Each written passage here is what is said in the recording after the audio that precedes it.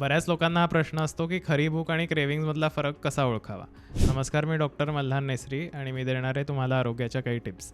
तर आयुर्वेदाने खरी भूक ओळखण्याची 4-5 लक्षणं सांगितली आहेत. पहिले म्हणजे भूक आपल्याला पोटात जाणवली पाहिजे आणि खायची इच्छा झाली पाहिजे अर्थातच.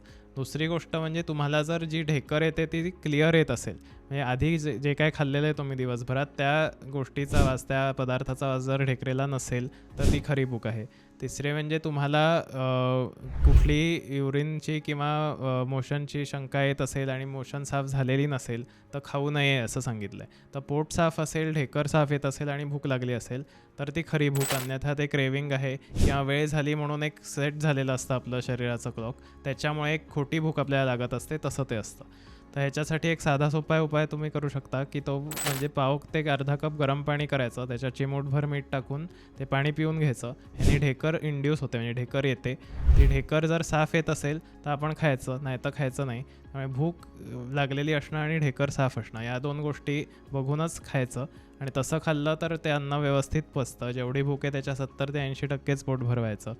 4 घास कमी खाल्ल्याने त्रास कमी होतात आणि जास्त खाल्ल्याने जास्त त्रास वाढतात, असा आयुर्वेदाचा सोपा साधा सिद्धांत आहे. तर या सर्व टिप्स फॉलो करा आणि आपलं आरोग्य सांभाळा. अशाच आरोग्याच्या टिप्ससाठी फॉलो करा मेधामृत आयुर्वेदला.